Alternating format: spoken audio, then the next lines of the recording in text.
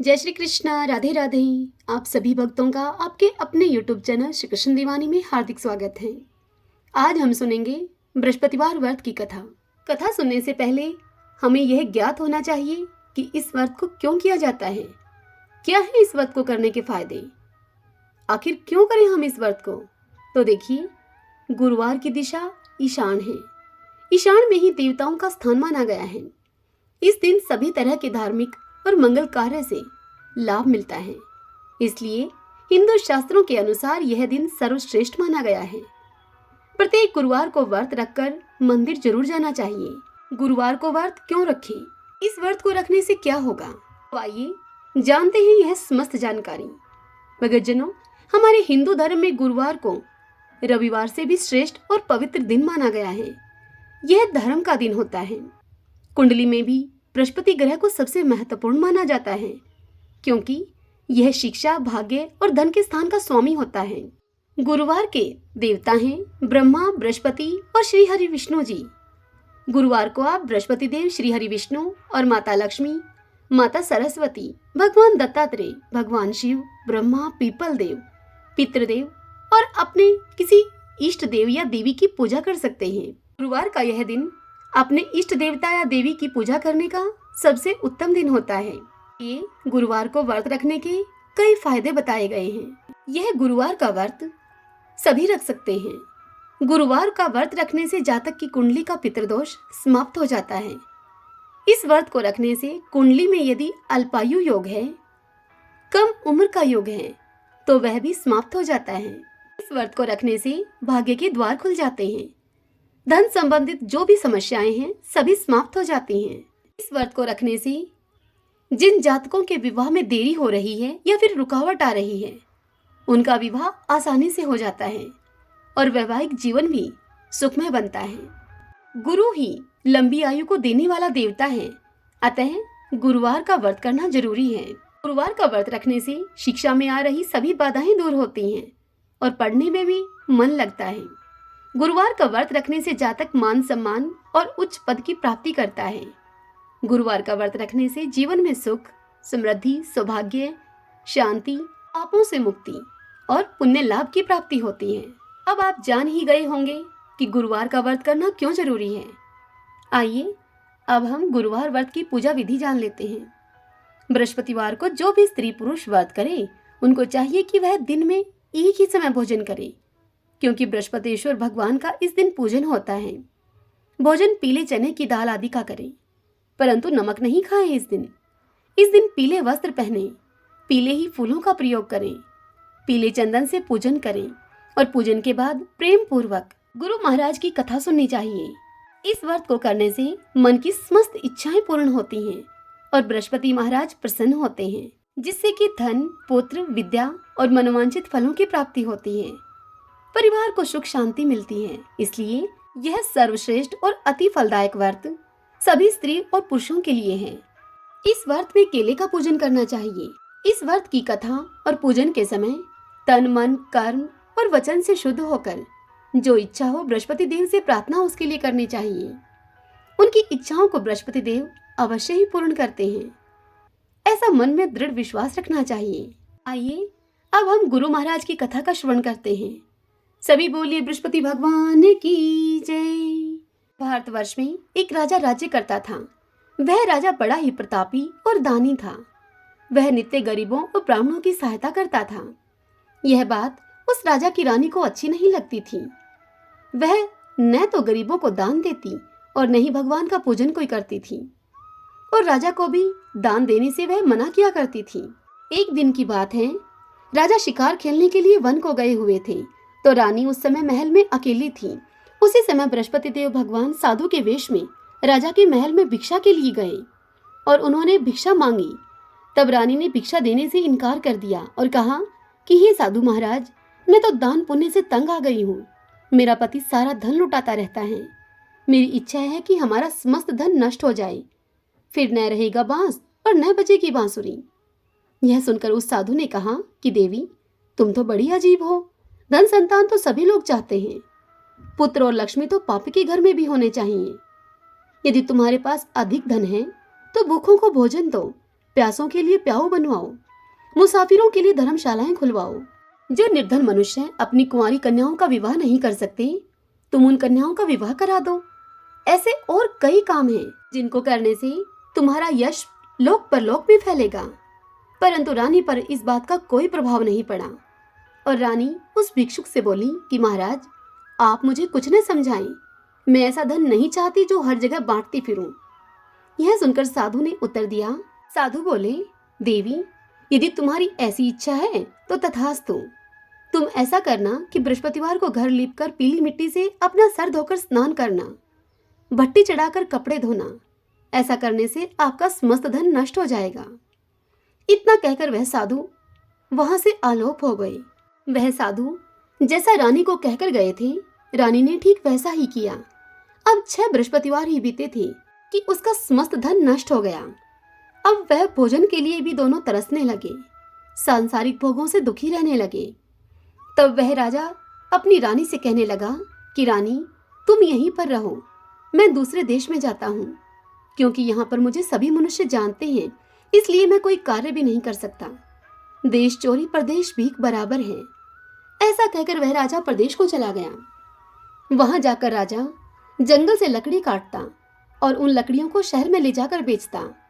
इस तरह से वह राजा अपना जीवन व्यतीत करने लगा। एक दिन दुखी होकर जंगल में एक पेड़ के नीचे निश्चित रूप से आसन जमा कर बैठ गया और अपनी दशा को याद करके बड़ा ही व्याकुल होने लगा। वह बृहस्पतिवार का ही दिन था। एकाएक राजा ने देखा कि निर्जन वन में एक साधु प्रकट हुआ है। वह साधु वेश में स्वयं बृहस्पति देवता थे। वह बृहस्पति देवता लकड़हारा बने हुए राजा के सामने आकर बोले कि हे लकड़हारे, इस सुनसान जंगल में तो चिंतामगन क्यों बैठा है? तब उस लकड़हारे ने दोनों हाथ जोड़कर प्रणाम किया और उत्तर दिया कि महात्मा जी, आप तो सब कुछ जानते हैं, मैं आपसे क्या कहूँ। यह कहकर वह लकड़हारा रोने लगा और रोते रोते उसने साधु को अपनी समस्त आत्मकथा सुनाई। सारी कथा सुनकर उसकी महात्मा जी ने कहा, हे लकड़हारे, तुम्हारी स्त्री ने बृहस्पति के दिन वीर भगवान का निरादर किया है, जिसके कारण रुष्ट होकर तुम्हारी यह दशा कर दी गई है। अब तुम चिंता को दूर करके मेरे कहने पर चलो तो तुम्हारे सब कष्ट दूर हो जाएंगे और भगवान तुम्हें पहले से भी अधिक धन संपत्ति देंगे। तुम बृहस्पति के दिन पाठ किया करो, 5 रुपए के चने मुनक्का मंगवाकर उसका प्रसाद बनाओ और शुद्ध जल के लोटे में शक्कर मिलाकर तुम अमृत तैयार करो। कथा के पश्चात अपने सारे परिवार और सुनने वाले प्रेमियों में उस अमृत व प्रसाद का वितरण करके उस प्रसाद को स्वयं भी ग्रहण करो। ऐसा करने से भगवान तुम्हारी सभी मनोकामनाएं पूरी करेंगे। साधु के ऐसे वचनों को सुनकर वह लकड़हारा बोला, हे प्रभु, मुझे लकड़ी बेचकर इतना पैसा नहीं मिलता जिससे कि भोजन के बाद मैं कुछ उसे बचा सकूं। मैंने रात्रि में अपनी स्त्री को भी व्याकुल देखा है। मेरे पास कुछ भी नहीं है जिससे कि मैं उसकी खबर मंगवा सकूं। यह सुनकर साधु ने कहा, हे लकड़हारे, तुम किसी बात की चिंता मत करो। बृहस्पति के दिन तुम रोजाना की तरह लकड़ियां लेकर शहर को जाओ। तुमको रोज से दुगना धन प्राप्त होगा उस दिन, जिससे कि तुम भली भांति व्रत करके भोजन भी कर लोगे तथा बृहस्पति देव की पूजा का सभी सामान भी आ जाएगा। इतना कहकर साधु अंतर्ध्यान हो गए। धीरे धीरे अब समय व्यतीत होने पर फिर वही बृहस्पतिवार का दिन आया। लकड़हारा जंगल से लकड़ी काटकर अन्य शहर में बेचने के लिए गया। उसे उस दिन और दिनों से अधिक पैसा मिला। राजा ने चना गुड़ आदि लाकर गुरुवार का व्रत किया। उस दिन से उस लकड़हारे के सभी कलेश दूर हुए। परंतु जब दोबारा गुरुवार का दिन आया तो बृहस्पतिवार का व्रत करना वह लकड़हारा भूल गया। इस कारण से बृहस्पति भगवान उससे रुष्ट हो गए। उस बृहस्पतिवार के दिन उस नगर के राजा ने विशाल यज्ञ का आयोजन किया हुआ था और समस्त शहर में यह घोषणा करा दी गई थी कि कोई भी मनुष्य अपने घर में भोजन न बनावे, न ही आग जलावे। समस्त जनता मेरे यहाँ भोजन करने के लिए आवे। मेरी इस आज्ञा को जो न मानेगा उस मनुष्य को फांसी दी जाएगी। इस तरह की घोषणा संपूर्ण नगर में अब करवा दी गई। राजा की आज्ञा के अनुसार शहर के सभी लोग भोजन करने के लिए गए, लेकिन लकड़हारा वहां कुछ देर से पहुंचा, इसलिए राजा उसको अपने साथ अपने घर लिवा ले गए और ले जाकर राजा उसको भोजन करा ही रहे थे। अभी उस राजा की रानी की दृष्टि उस खूंटी पर पड़ी जिस पर कि उस रानी का हार लटका हुआ था। वह हार उस रानी को दिखाई न दिया। तब रानी ने यह निश्चय किया कि मेरा हार तो इस मनुष्य ने ही चुरा लिया है। ऐसा विचार करते हुए उस रानी ने सैनिकों को बुलाकर उस लकड़हारे को जेल खाने में डलवा दिया। जब लकड़हारा जेल खाने में पड़ गया और वह बहुत दुखी होकर अब विचार करने लगा कि न जाने कौन से पूर्व जन्म के कर्म से मेरे लिए यह दुख प्राप्त हुआ है, और वह लकड़हारा उसी साधु को याद करने लगा जो कि उसको जंगल में मिला था। उसी समय तत्काल बृहस्पति देव साधु के रूप में वहां प्रकट हो गए और उसकी दशा को देखकर वह कहने लगे उससे, अरे मूर्ख, तूने बृहस्पति देव की कथा नहीं करी, इस कारण से तुझे ये दुख प्राप्त हुआ है। अब तू चिंता मत कर, बृहस्पतिवार के दिन जेल खाने के दरवाजे पर तुझको 4 पैसे पड़े हुए मिलेंगे, उनसे तू बृहस्पति देव की पूजा करना तो तेरे सभी कष्ट दूर हो जाएंगे। अब जब बृहस्पतिवार का दिन आया तो उस लकड़हारे को जेल खाने के दरवाजे पर 4 पैसे पड़े हुए मिले। लकड़हारे ने कथा कही और उसी रात्रि को बृहस्पति देव ने उस नगर के राजा को स्वप्न में कहा कि हे राजा, तुमने जिस आदमी को जेल खाने में बंद कर दिया है वह तो निर्दोष है, वह राजा है, उसको छोड़ देना। रानी का हार तो उसी खूंटी पर लटका है। अगर तू मेरी यह बात नहीं मानेगा, यदि तू ऐसा नहीं करेगा तो मैं तेरे राज्य को नष्ट कर दूंगा। इस तरह रात्रि के स्वप्न को देखकर राजा प्रातःकाल उठा और खूंटी पर हार को देखकर लकड़हारे को जेल खाने से मुक्त कराकर और उसे महल के दरबार में बुलाकर उससे क्षमा मांगी और उस लकड़हारे को योग्य सुंदर वस्त्र आभूषण देकर उसको विदा किया। बृहस्पति देव की आज्ञा के अनुसार लकड़हारा अब अपने नगर को चल दिया। राजा जब अपने नगर के निकट पहुंचा तो उसे बड़ा ही आश्चर्य हुआ कि नगर में पहले से भी अधिक बाग, तालाब, कुएं तथा बहुत सी धर्मशालाएं, मंदिर आदि बन गए थे। राजा ने यह देखकर नगर निवासियों से पूछा कि यह किसका बाग और धर्मशाला है। तब नगर के सभी लोग कहने लगे कि यह सब तो रानी और बांदी के हैं। यह सुनकर राजा को बड़ा आश्चर्य हुआ और गुस्सा भी आया। जब रानी ने यह खबर सुनी कि राजा आ रहे हैं तो उसने बांदी से कहा कि हे दासी, देख राजा हमको कितने बुरे हाल में छोड़कर गए थे।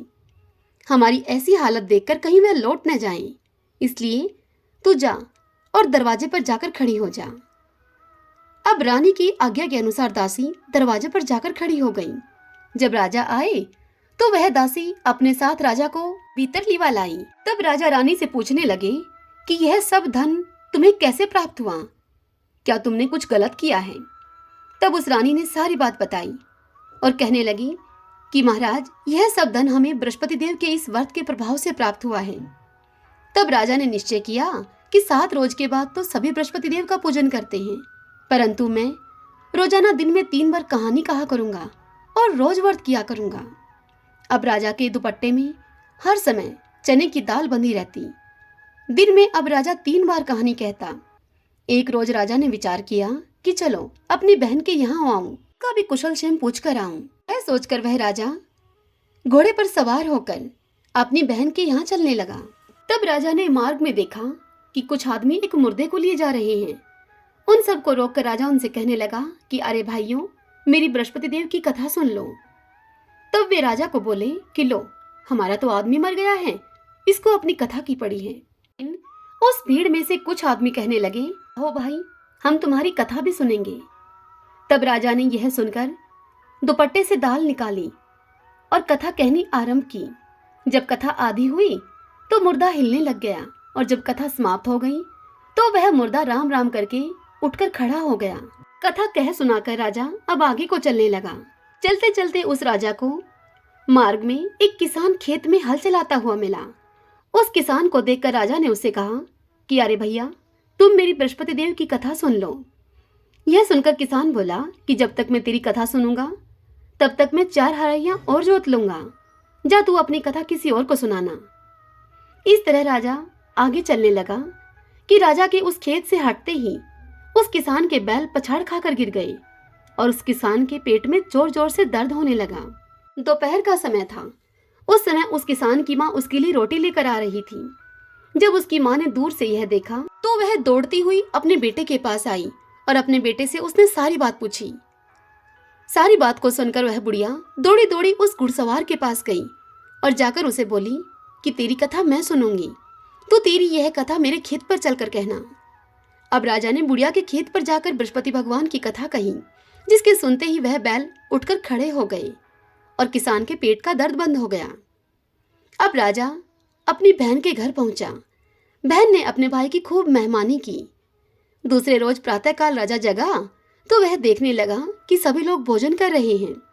राजा ने जाकर अपनी बहन से कहा कि बहन, क्या इस नगर में कोई ऐसा मनुष्य शेष है जिसने भोजन न किया हो? वह मनुष्य मेरी बृहस्पति देव भगवान की कथा को सुन ले।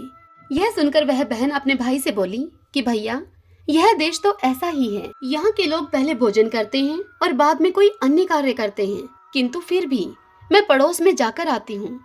यदि किसी ने अभी भोजन नहीं किया होगा तो उसे मैं अपने संग लेकर आऊंगी। वह ऐसा कहकर अपने पड़ोस में देखने के लिए चली गई, परंतु उसे वहां ऐसा कोई व्यक्ति भी नहीं मिला जिसने भोजन अभी तक न किया हो। अतः वह एक कुम्हार के घर गई जिसका कि लड़का बीमार था। उसको मालूम हुआ कि वहां उनके घर में 3 रोज से किसी ने भी भोजन आदि नहीं किया है। तब उस रानी ने अपने भाई की कथा सुनने के लिए कुम्हार से कहा। तब कुम्हार तैयार हो गया। अब राजा ने जाकर बृहस्पतिवार की कथा कही कुम्हार के घर में, जिसको सुनकर उस कुम्हार का लड़का ठीक हो गया। अब तो उस राजा की प्रशंसा होने लगी। एक रोज राजा ने अपनी बहन से कहा कि बहन, अब हम अपने नगर को जाएंगे, तुम भी तैयार हो जाओ। यह सुनकर राजा की बहन ने अपनी सास से कहा। तब उसकी सास ने कहा कि चली जा, लेकिन अपने लड़कों को मत लेकर जाना, क्योंकि तेरे भाई की तो कोई औलाद है नहीं। बहन ने अपने भाई से यह बात कह दी कि भैया, मैं तो चलूंगी, परंतु मेरा कोई बालक नहीं जाएगा। यह सुनकर राजा बोला कि जब कोई बालक नहीं जाएगा तो तुम चलकर क्या करोगी? तदंतर राजा बड़े दुखी मन से अपने नगर को वापस लौट आया। राजा ने अपनी रानी से कहा कि हम निर्वंशी राजा हैं, हमारा मुंह देखने का धर्म नहीं है, और कुछ भोजन आदि भी राजा ने नहीं किया। यह सब देखकर वह रानी बोली राजा से कि हे प्रभु, बृहस्पति देव भगवान ने हमें सब कुछ दिया है, तो हमें औलाद भी अवश्य देंगे।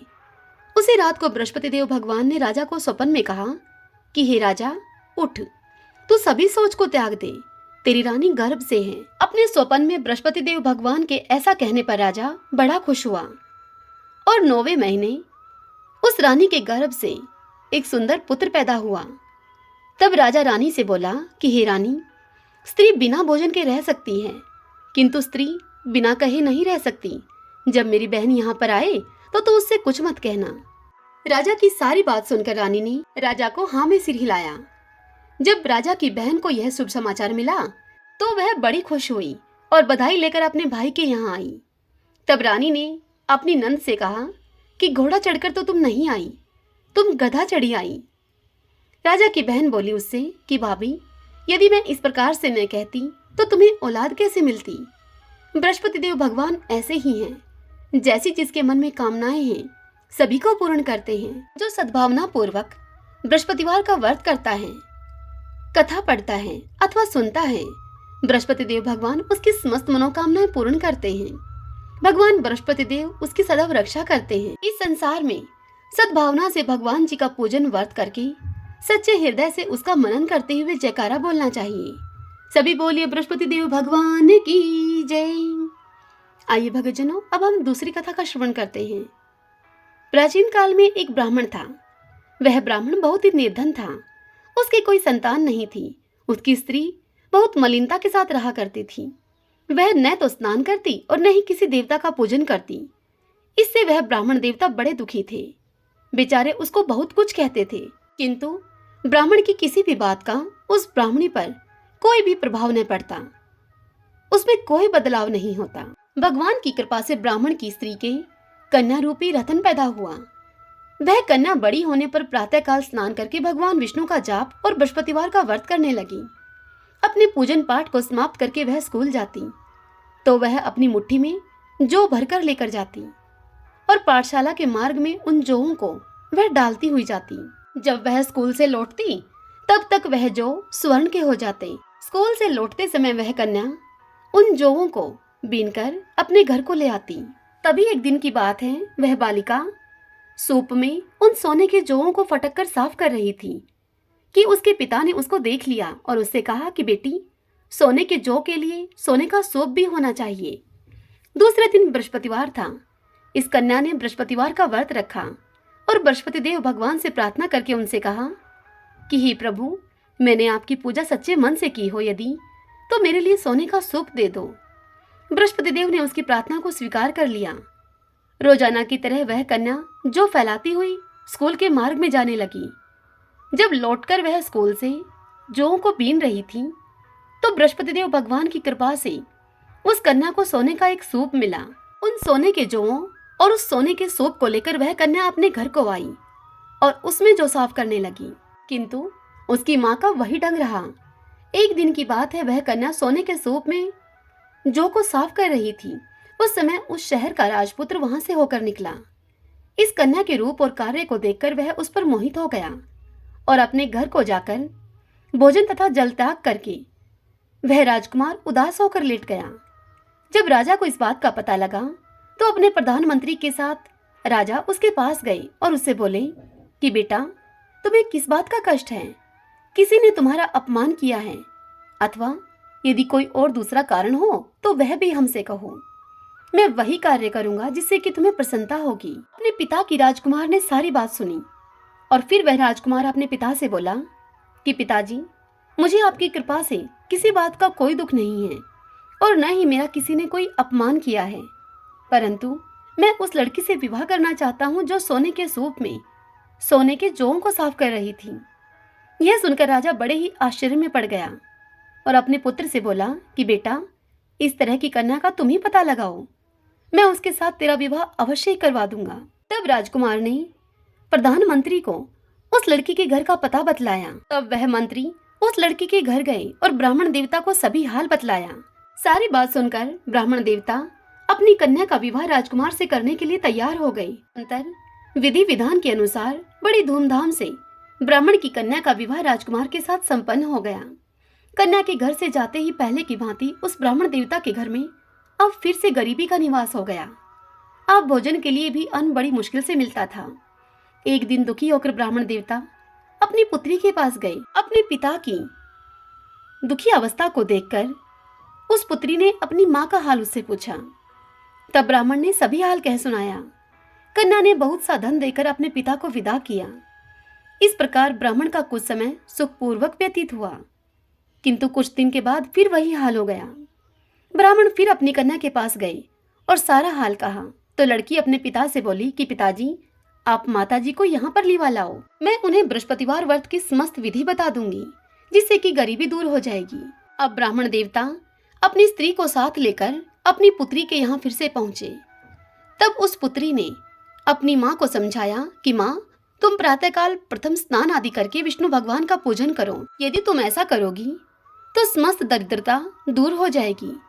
परंतु उसकी माँ ने उसकी एक भी बात न मानी और प्रातःकाल उठकर अपनी पुत्री के बच्चों का बचा हुआ जूठन खा लिया। इससे उसकी पुत्री को बहुत गुस्सा आया और उसने एक रात कोठरी का सभी सामान बाहर निकाल दिया और उस कोठरी में अपनी माँ को बंद कर दिया। प्रातःकाल अपनी माँ को उसने कोठरी से बाहर निकाला और स्नान आदि कराकर उससे पाठ करवाया तो उसकी माँ की बुद्धि ठीक हो गई और फिर प्रत्येक बृहस्पतिवार को व्रत रखने लगी उसकी माँ। इस व्रत के प्रभाव से उसके माँ बाप बहुत ही धनवान और पुत्रवान हो गए और बृहस्पति जी के प्रभाव से इस लोक के सुख भोग कर स्वर्ग को वे प्राप्त हुए।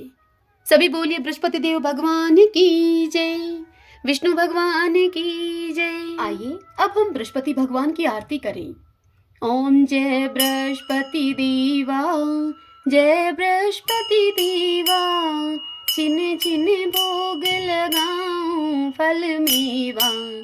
ओम जय बृहस्पति देवा, तुम पूर्ण परमात्मा, तुम अंतर्यामी, जगत पिता जगदीश्वर, तुम सबके स्वामी। ओम जय बृहस्पति देवा, चरणामृत निज निर्मल, सब पातक हरता, सकल मनोरथ दायक, कृपा करो भरता। ओम जय बृहस्पति देवा, तन मन धन अर्पण करी, जो तेरी शरण पड़े, प्रभु प्रकट तब हो करी, आकर द्वार खड़े। ओम जय बृहस्पति देवा, दीन दयाल दया निधि, भक्तन हितकारी, पाप दोष सब हरता, भवबंधन हारी। ओम जय बृहस्पति देवा, सकल मनोरथ दायक, सब संशय तारो, विषय विकार मिटाओ, संतन सुखकारी। ओम जय बृहस्पति देवा, जो कोई आरती तेरी प्रेम सहित गावे, ज्येष्ठानंद बंद सो निश्चय पावे। ओम जय बृहस्पति देवा। सब बोलो विष्णु भगवान की जय।